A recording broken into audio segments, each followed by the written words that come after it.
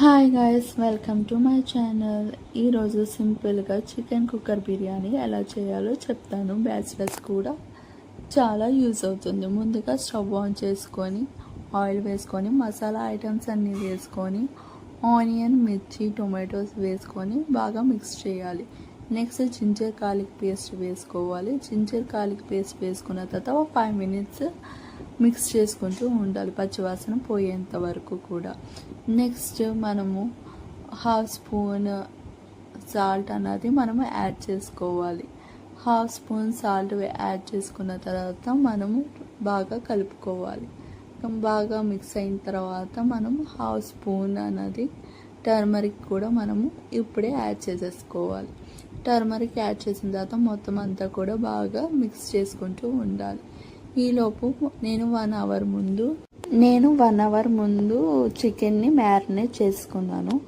Marinate ఎలా చేశాను అన్నది నేనైతే క్లిప్ అయితే తీయలేదు. నెక్స్ట్ టైం మీకు ఎలా మ్యారినేట్ చేశాను అన్నది చెప్తాను. ఇప్పుడైతే నేను మ్యారినేట్ చేసుకున్న చికెన్ అన్నది మొత్తం వేసేస్తున్నాను. చికెన్ వేసేసుకున్న తర్వాత ఒక 5 minutes చికెన్ అంతా కూడా ఉడకాలి. ఉడికే ముందు ఒకసారి మొత్తం అంతా కూడా కలుపుతున్నాను. నేను మిక్స్ చేస్తున్నాను. ఈలోపు నేను నార్మల్ రైస్తోనే చేస్తున్నాను. 1 అవర్కి ముందు నేను నార్మల్ రైస్ని 1 అవర్కి ముందు నానబెట్టుకొని ఉన్నాను.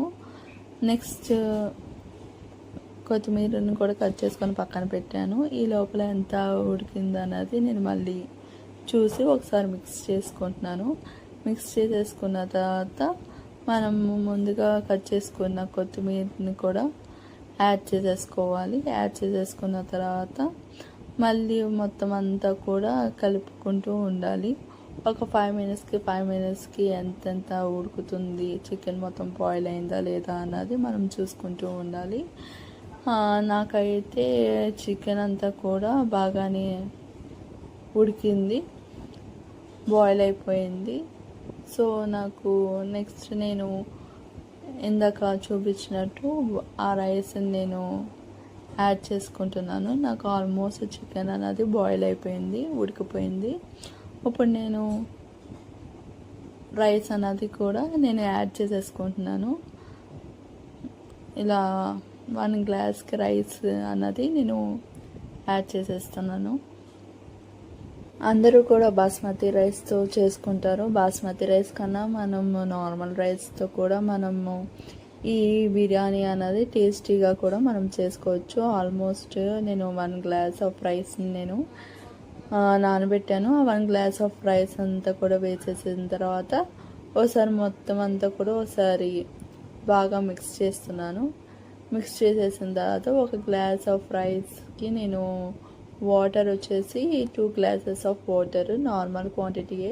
రెగ్యులర్గా మనము ఎలాగా అయితే రైస్ వండుకుంటామో అలాగే 1 glass ఆఫ్ రైస్, నార్మల్ రైసే కాబట్టి బాస్మతి రైస్ కాదు కాబట్టి 1 glass ఆఫ్ రైస్కి 2 glasses ఆఫ్ వాటర్ని నేను యాడ్ చేసేసుకుంటున్నాను.